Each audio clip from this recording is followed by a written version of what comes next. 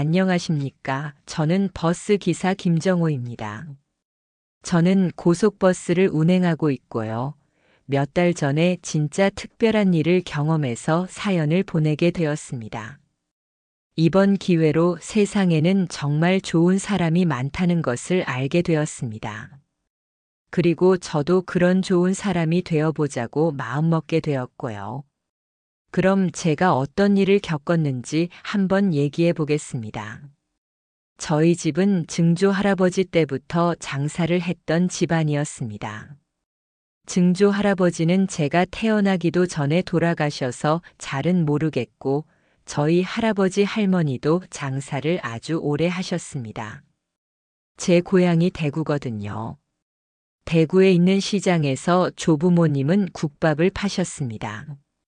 할아버지는 제가 태어나고 얼마 안 되어서 돌아가셔서 기억이 잘 나지 않습니다. 하지만 할머니는 아주 선명하게 기억이 나죠. 할머니는 할아버지가 돌아가신 후에도 혼자 장사를 하셨습니다. 할머니뿐만 아니라 저희 어머니 아버지도 장사를 하셨습니다. 처음부터는 아니고 원래 저희 아버지는 회사에 다니셨습니다. 할머니와 같은 시장에서 생선 가게를 하시던 할머니가 있으셨는데 그 할머니가 바로 저희 친할머니십니다. 할머니들끼리 어머니와 아버지를 연결해 준 거였죠. 할머니가 말씀하시기를 회사 다니는 아버지가 신기하기도 하고 마음에 드셨답니다. 장사라는 게 언제 어떻게 될지 모르는 건데 번듯하게 회사 가서 월급 꼬박 받아오는 직장인이 집에 한 명쯤 있는 게 좋으셨다면서요. 하지만 아버지는 제가 5살 때 직장을 그만두게 되셨습니다. 할머니가 다치는 사고가 났거든요. 벌써 50년은 된 옛날인데 얼마나 놀랐는지 그때 기억이 납니다. 엄마 왜 여기 누워 계셔요? 어머니랑 놀이터에서 놀았나 저녁을 먹었나. 아무튼 6시쯤 되어서 집에 갔는데 할머니가 현관문 활짝 열어두시고 신발장이랑 거실에 걸쳐서 누워 계셨습니다. 넘어진 듯 보였습니다.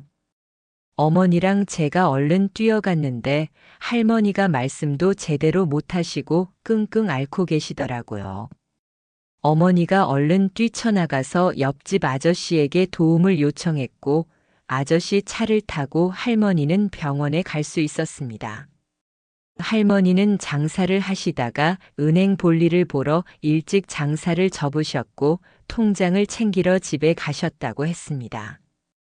그런데 집에 들어가시다가 신발장과 거실 사이에 있는 턱에 발이 걸리셨고 그대로 넘어지셨는데 도저히 몸을 일으킬 수 없으셨다고 하더라고요.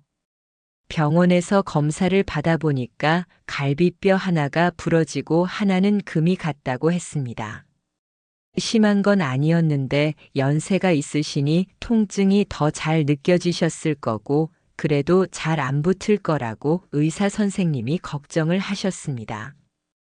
그래서 그때부터 아버지가 일을 그만두시고 어머니와 함께 장사를 하게 되셨습니다.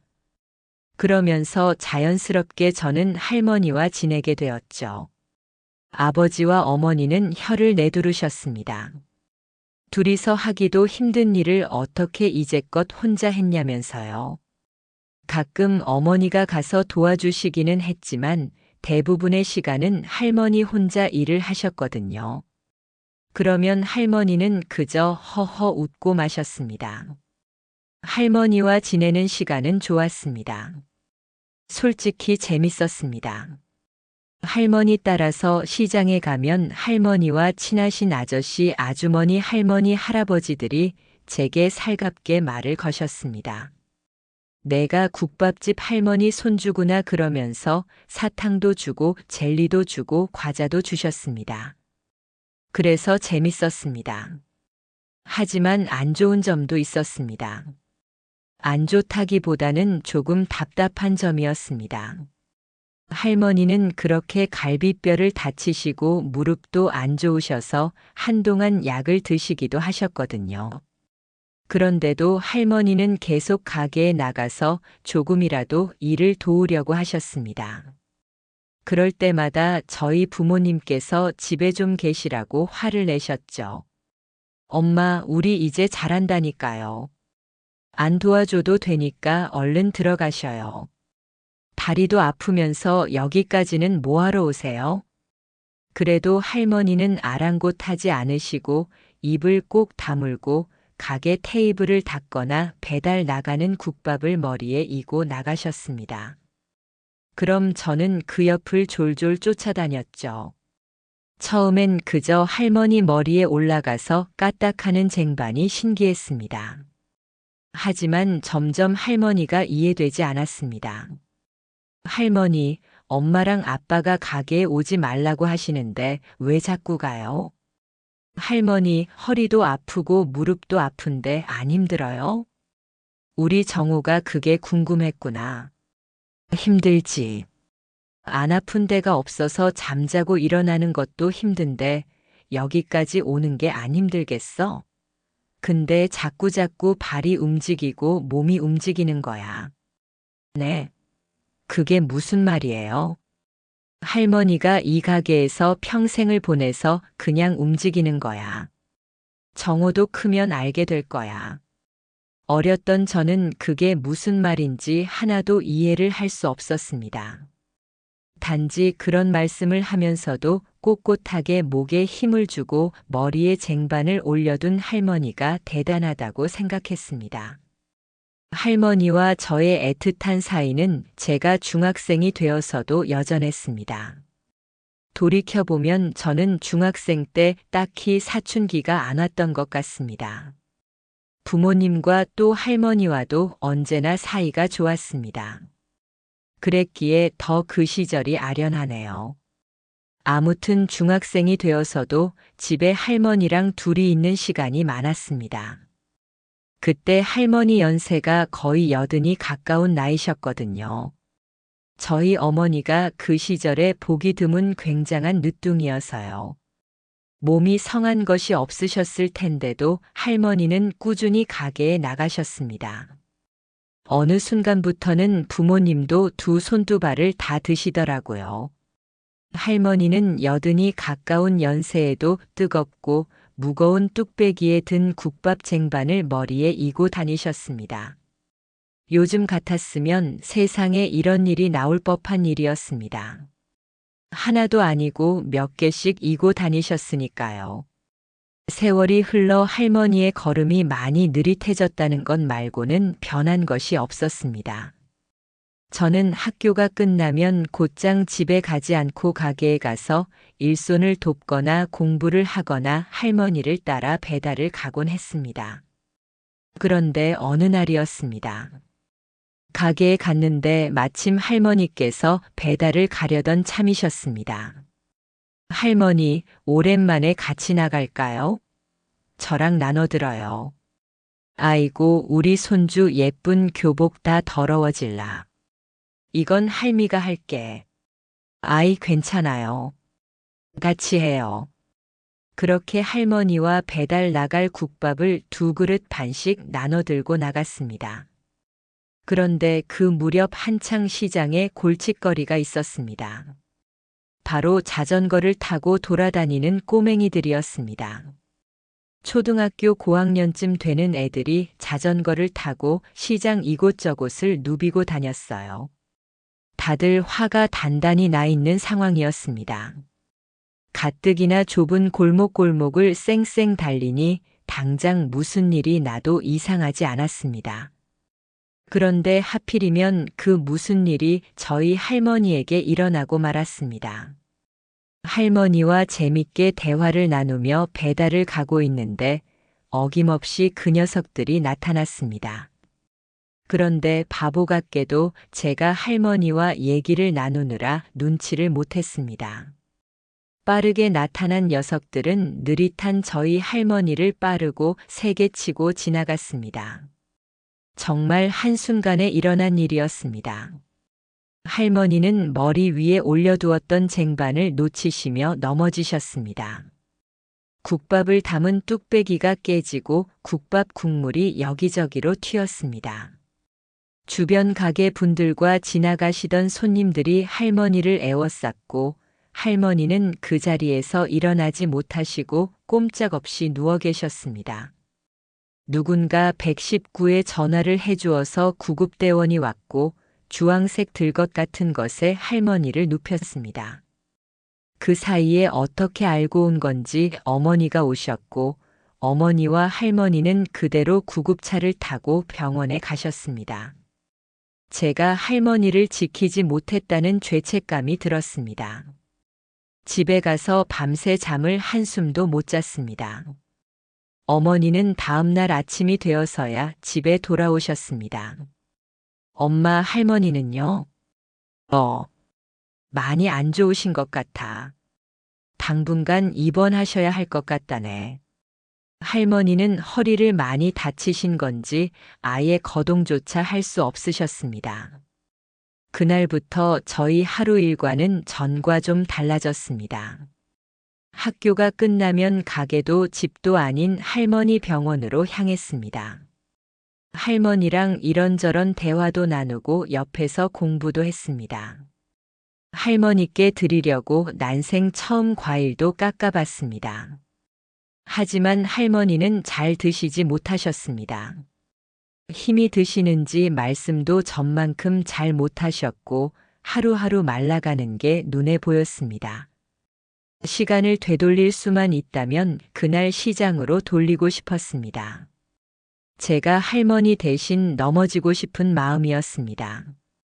하지만 시간은 거꾸로 가지 않았습니다. 그리고 할머니가 입원하신 지 3개월이 되었을 때 결국 할머니는 저의 곁을 떠나셨습니다. 밤에 집에서 잠을 자다가 병원에서 온 전화에 부모님이랑 다 같이 헐레벌떡 뛰어나갔습니다. 그러나 병원에 아무도 없을 때 할머니는 혼자 외롭게 세상을 떠나셨습니다. 그렇게 사랑하는 할머니를 보내고 시간은 흘렀습니다. 제가 아까 중학생 때 사춘기가 안 왔다고 했잖아요. 그런데 사춘기가 뒤늦게 할머니가 떠나시고 고등학생이 되어서 왔습니다. 혼자 있고 싶고 안 하던 짓 하고 뭐 그런 일반적인 사춘기였죠. 그 중에서도 가장 크게 달라졌던 부분은 이성에 관한 부분이었습니다. 고등학생 되자마자 좋아하는 여자애가 생겼거든요. 전교생 중에 그 여자애를 안 좋아했던 남자애는 아마 없었을 겁니다. 그 정도로 엄청 예뻤거든요. 그런데 저는 그 여자애를 좋아하다가 뜻밖의 인연을 만들게 됩니다. 그때가 아마 시험이 끝났을 때였나. 아무튼 제가 그 여자애한테 고백을 하려고 했습니다. 그래서 그 애한테 점심시간에 밥 다 먹고 잠깐 뒷문으로 나오라고 했죠. 저는 밥도 안 먹고 점심시간이 되자마자 뒷문에 가서 그 애한테 줄 선물을 들고 기다리고 있었습니다. 야, 네가 뭔데 수아한테 고백을 해? 야, 너 뭔데? 이게 진짜 얼굴이 불같이 빨개져서는 갑자기 달려들었고 치고받고 엉망진창이 되었습니다. 얘가 왜 이러는지 내가 뭘 잘못했는지도 모르겠는데 이 녀석이 날 때리니까 저도 같이 때린 거였죠. 한참 싸우다가 둘 다 지쳐서 흙바닥에 그냥 누워버렸습니다. 야, 너 진짜 뭐냐? 제가 헉헉거리면서 말하니까 갑자기 대뜸 그 남자애가 엉엉 울더라고요. 이건 또 무슨 상황인가 싶었습니다. 야, 내가 먼저라고. 내가 중학생 때부터 수아 좋아했다고. 사과받고 정신 차리고 보니 썩 나쁜 애는 아닌 것 같아서 그때부터 친구가 되었습니다. 그냥 친구도 아닌 완전 단짝이 되어버렸죠. 좋아하는 게임도 비슷하고. 알고 보니 성진이 부모님도 가게를 하시더라고요. 공통점이 많아서 그런가 금방 친해질 수 있었습니다. 성진이는 저한테 대뜸 화내고 주먹질을 했던 첫 모습과 다르게 굉장히 착한 애였습니다. 그땐 진짜 눈이 돌아갔나 보더라고요. 상대방 배려도 잘하고 말도 친절하게 하는 친구였습니다. 저희는 맨날 붙어 다녔습니다. 같이 만화방도 가고 게임방도 가고 공부도 했죠. 그러다 성진이가 갑자기 이런 말을 했습니다. 야, 정호야. 내가 수아랑 만나라. 뭐? 그게 무슨 뚱딴지 같은 소리냐? 아무래도 수아가 너 좋아하는 것 같다. 나는 깔끔하게 포기할란다. 저는 수아가 저를 좋아한다고 생각을 해보질 않았습니다. 그리고 만약 그렇다고 해도 성진이도 저도 수아를 좋아하니까 선뜻 고백할 용기가 나지 않더라고요. 성진이를 배신하는 것 같은 기분이었습니다. 그런데 성진이가 자기는 수아를 포기하겠다고 하면서 수아가 저를 좋아하니 잘해보라고 하는 겁니다. 그래서 성진이 믿고 다시 한번 용기를 내서 수아에게 고백을 했습니다. 그렇게 18살 때부터 수아와 저는 여자친구, 남자친구가 되었습니다. 그땐 몰랐죠. 수아랑 평생을 함께하게 될 줄은요. 야, 너 내 덕분에 수아랑 사귀게 된 거다 알겠다고. 그래서 내가 떡볶이 쏘잖아. 만약에 너네 나중에 결혼하면 진짜 크게 써야 한다. 당연하지, 임마. 그렇게만 된다면 내가 너한테 절을 한다. 제 걱정과 달리 성진이랑은 계속 좋은 사이를 유지했습니다. 수아랑 셋이 놀기도 하면서 친하게 지냈죠. 그러다가 고등학교 3학년 때 제가 진짜 죽을 뻔한 적이 있었는데 성진이가 제 목숨을 살려준 일이 있었습니다. 다시 그때를 생각하면 아직도 오금이 저리고 정말 아찔합니다. 때는 졸업을 앞둔 겨울이었습니다. 저는 대학교 갈 생각도 없고 졸업하면 부모님 일을 도우면서 살 생각이었습니다. 그래서 19살 가을 무렵부터는 학교 끝나면 곧장 나가서 가게일 돕고 주말에도 하루 종일 가게에서 일을 했습니다. 그때 아버지 건강이 좀 안 좋으셨어서 제가 빨리 일을 배워서 가게를 맡아야 했죠. 아버지가 오토바이로 배달하시다가 사고가 나셨었거든요. 그때 한 달 동안 다리 깁스도 하시고 스트레스 때문에 그러셨는지 당뇨랑 혈압도 안 좋으셨습니다. 아버지는 아픈 몸으로 일하시느라 고생이 많으셨고 어머니는 아프신 아버지의 공백을 채우며 2배, 3배로 일하시느라 고생을 하셨습니다. 자식이라고는 저 하나밖에 없는데 제가 잘해야겠다는 생각이 들더라고요. 그래서 그때 수아도 학교 밖에서는 거의 못 만나고 일만 했습니다.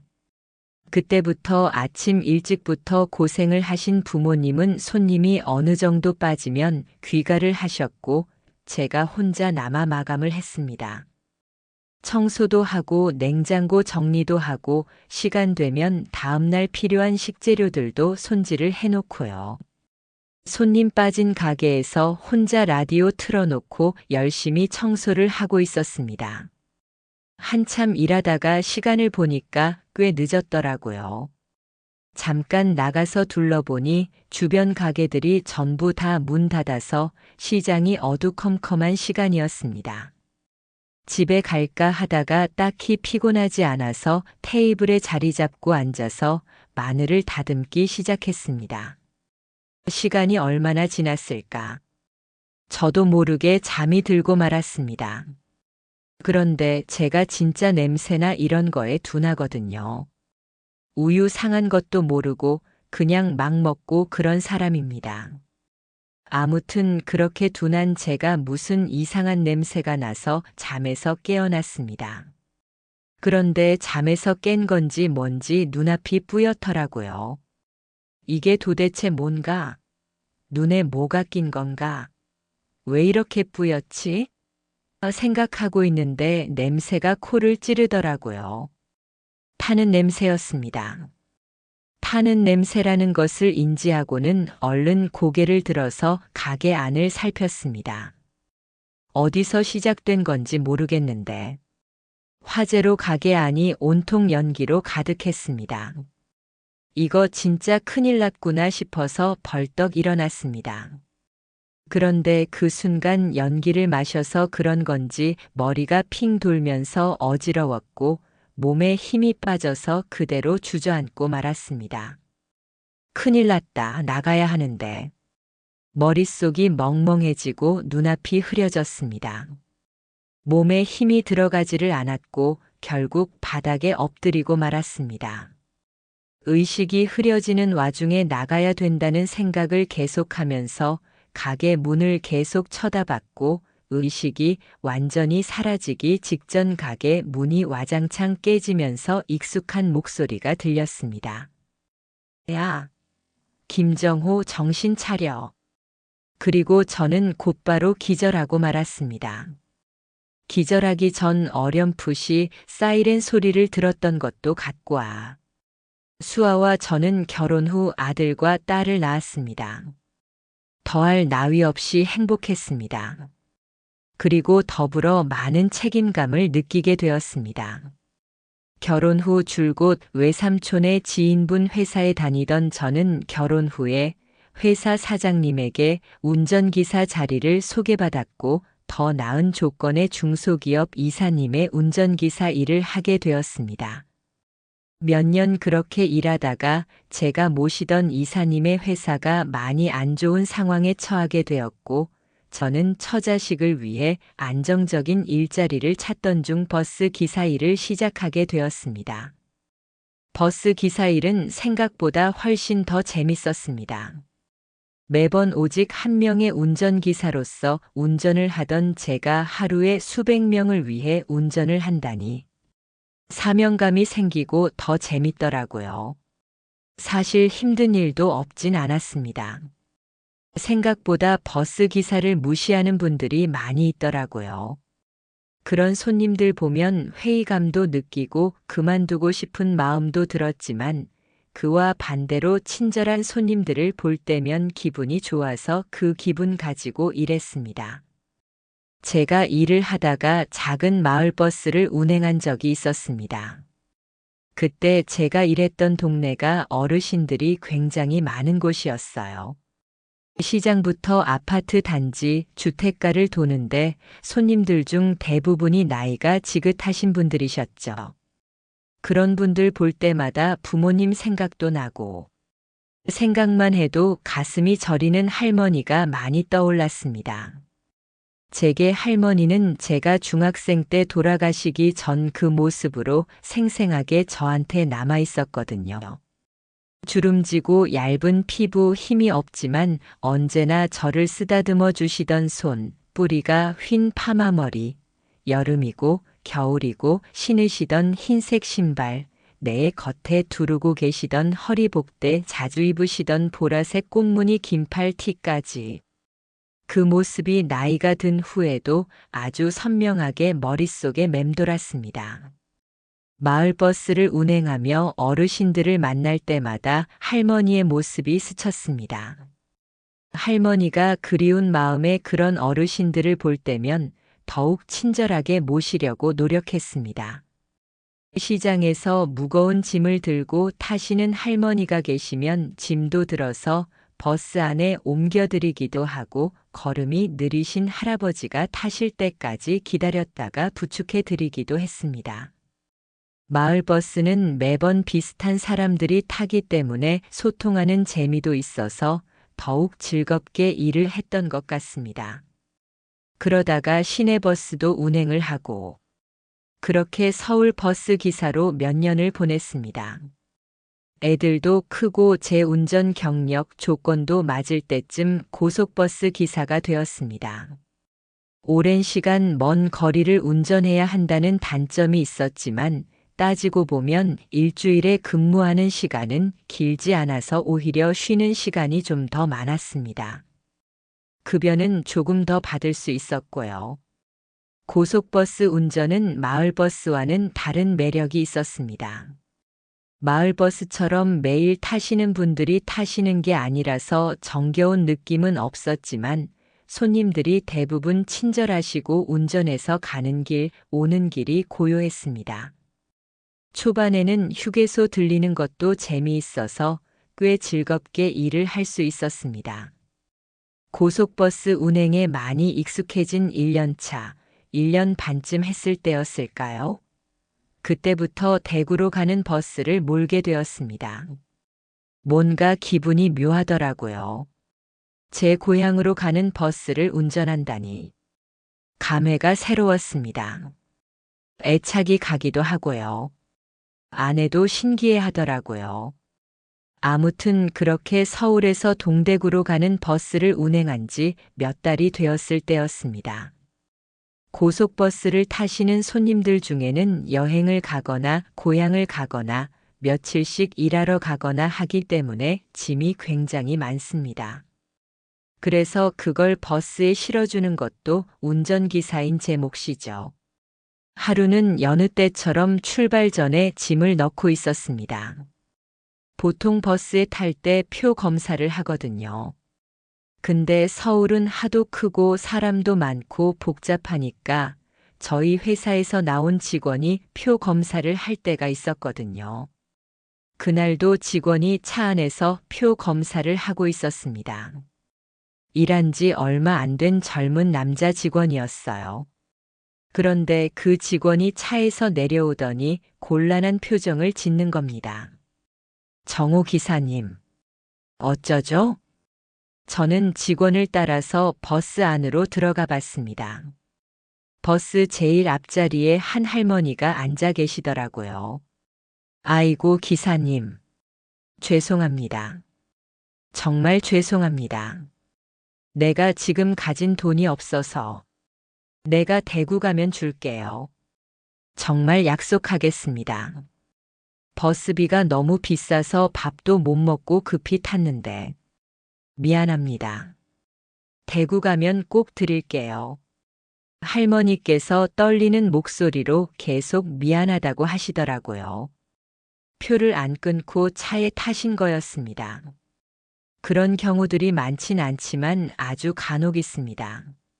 하지만 그럴 때마다 회사 직원이 안 된다고 제지하거나 그 자리에서 돈을 받죠. 그런데 그 할머니께서는 사정이 정말 안 돼 보이더라고요. 정말 돈도 없으신 것 같았고요.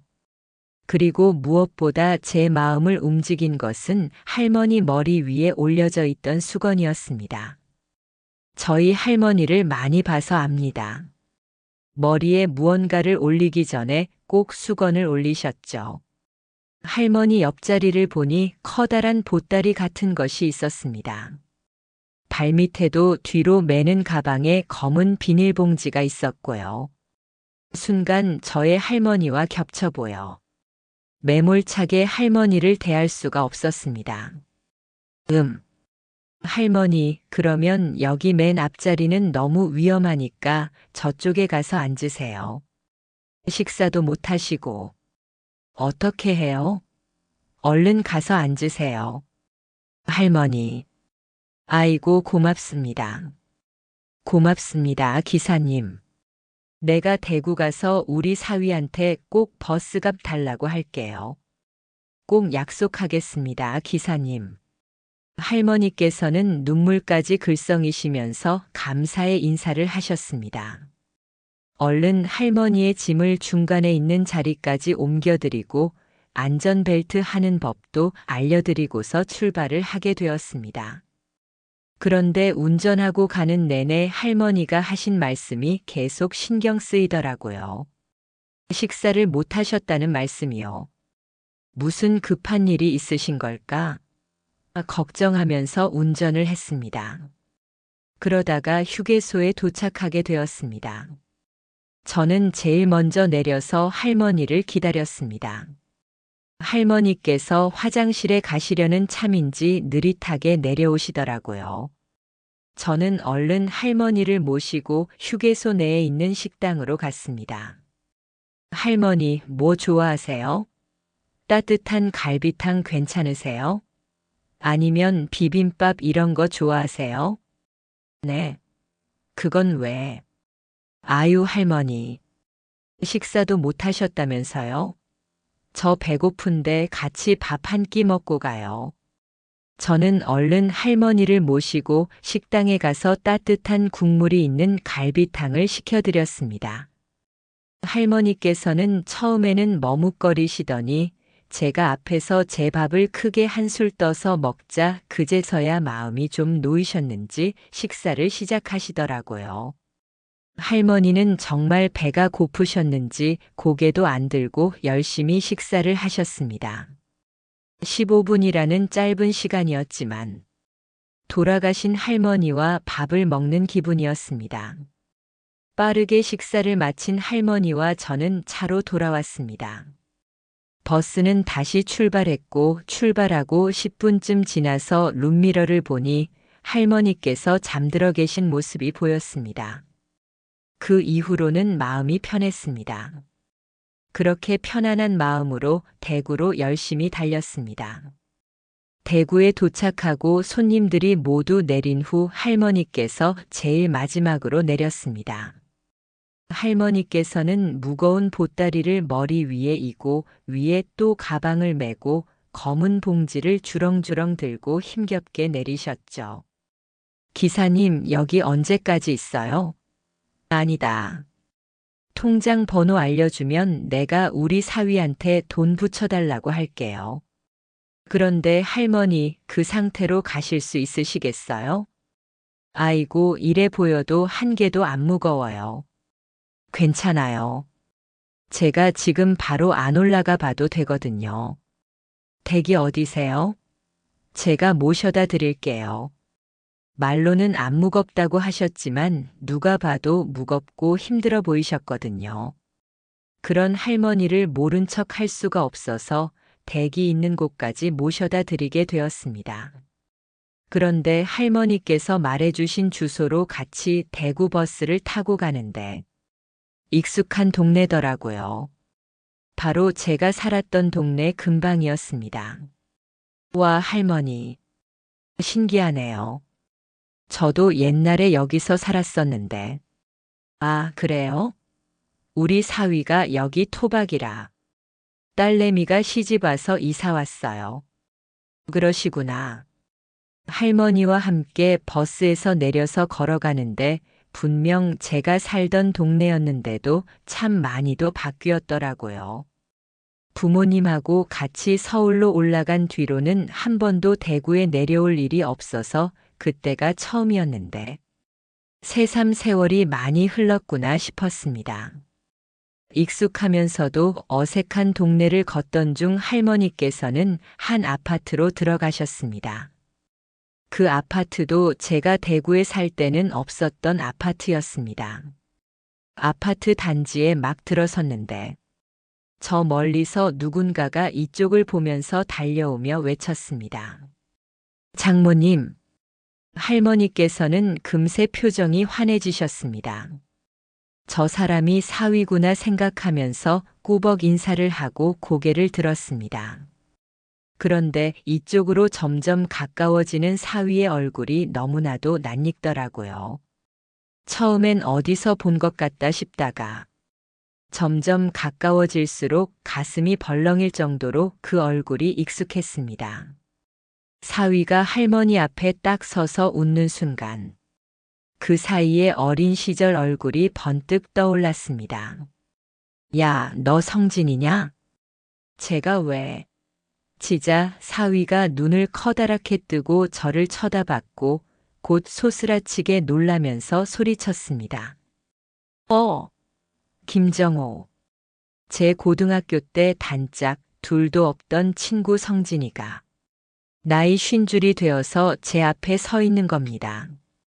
어떻게 변한 구석이 하나도 없는지 뚱뚱한 얼굴도 볼에 있는 점도 까무잡잡한 피부도 모두 그대로였습니다.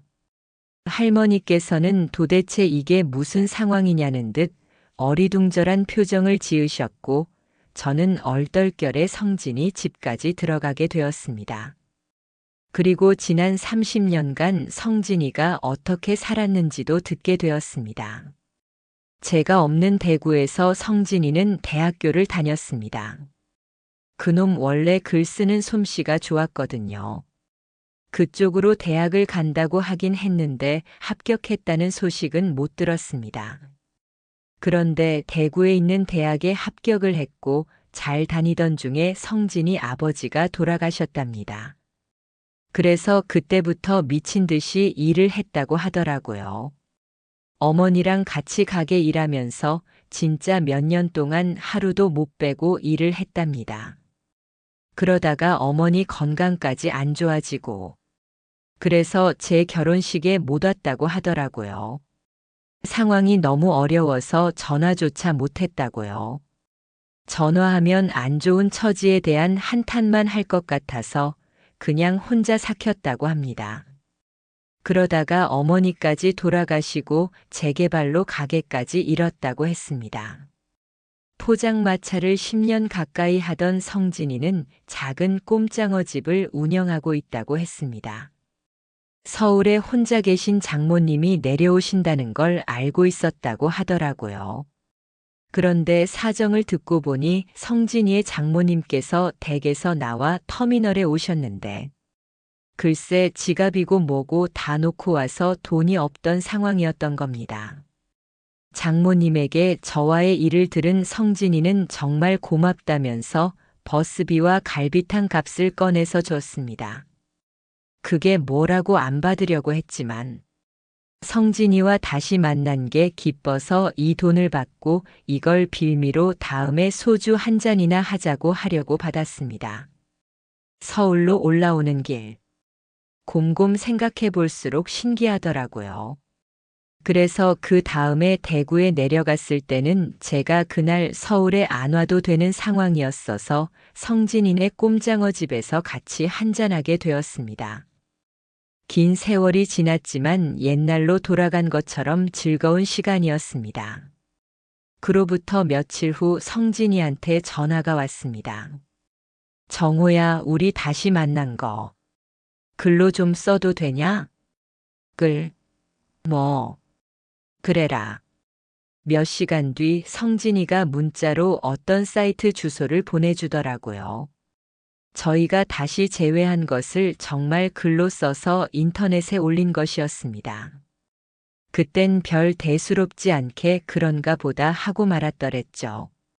그런데 보름 뒤 터미널에 있는데 갑자기 동료 직원이 오더니 이런 말을 했습니다. 본사에서 나왔다던데. 알고 있었어? 본사?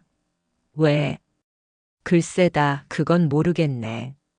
아무튼 괜히 책 잡히지 말고 잘하자고. 본사에서 터미널에 나오는 일이 덜어 있어서 딱히 신경 안 쓰고 평소대로 할 일을 하고 있었습니다. 그런데 그때 갑자기 누가 저를 불렀습니다. 김정우 기사님 맞으시죠?